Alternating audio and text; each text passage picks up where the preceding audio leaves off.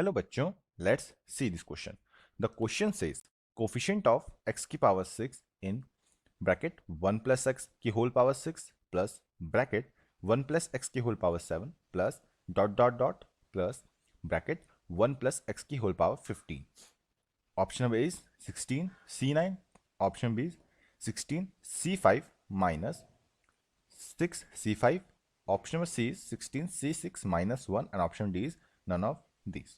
So now बच्चों, what is the key concept here? यहाँ पे हमारा कौन सा की कंसेप्ट है जो अप्लाई हो रहा है? यहाँ पे जो हमारा की कंसेप्ट है बच्चों, वो है हमारा formula of sum of terms of GP. तो वो क्या होता है?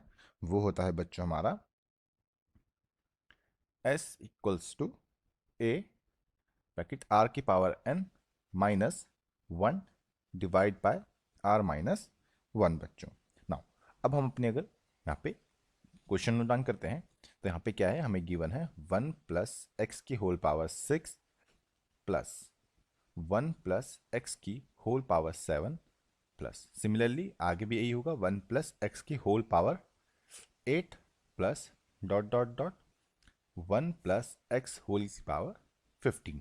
नाउ अब बच्चों यहाँ पे अगर हम देखें तो यहाँ से ये टोटल कितने टर्म्स हैं?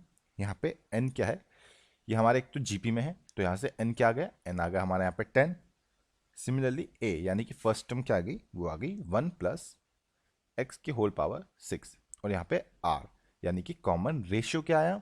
वो आया 1 प्लस एक्स बच्चों. नाउ इसे हम सम के फॉर्मूले में रखेंगे तो ये क्या बनेगा? ये बनेगा यहाँ पे s इक्वल्स टू a यानी कि 1 प्लस एक्स की होल पावर 6 ब्रैकेट r की पावर n. तो r क्या था? 1 प्लस एक्स और इसकी whole power 10 minus 1 divide by r minus 1. तो r क्या है? 1 प्लस एक्स माइनस 1. तो 1 से 1 कैंसिल आउट होगा, तो ये क्या बनेगा? ये बन जाएगा 1 प्लस एक्स की होल पावर 6 1 प्लस एक्स की whole power 10 minus 1 divide by x. Now अब बच्चों हम यहाँ पे क्या करते हैं? यहाँ पे हम 1 प्लस एक्स की होल पावर 6 के अंदर मल्टीप्लिकेशन करते हैं तो क्या बनेगा? ये बनेगा s equals to 1 plus x की whole power 16 divide by x कर लेंगे और माइनस 1 प्लस एक्स की whole power 6 divide by x कर लेंगे. नाउ अब बच्चों अगर हम यहाँ पे इस टर्म को देखें, अगर हम यहाँ पे इस टर्म को देखें तो यहाँ पे हमारी x 1 प्लस एक्स की होल पावर 6 है, तो कहीं ना कहीं हम पे x की पावर 6 जरूर आएगी. अब जब x की पावर 6 आएगी और बेस में x है तो यहाँ पे क्या आ जाएगा? यहाँ पे हमारा x की पावर 5.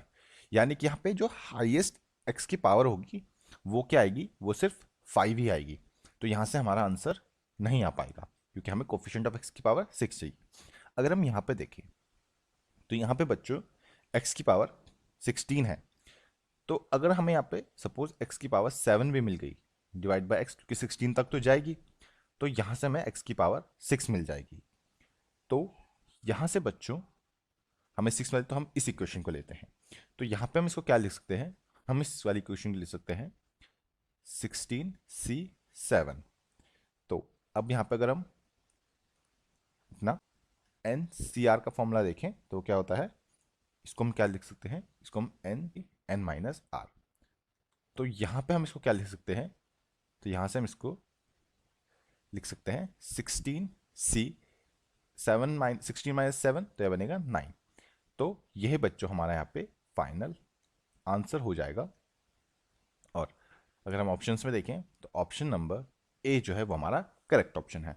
और ये आंसर हमने फाइंड किया है बच्चों बाय यूजिंग आवर की concept which is the formula of sum of n terms of a GP. Hope बच्चों आपको एक क्वेश्चन समझ आया होगा एंड बेस्ट ऑफ लक.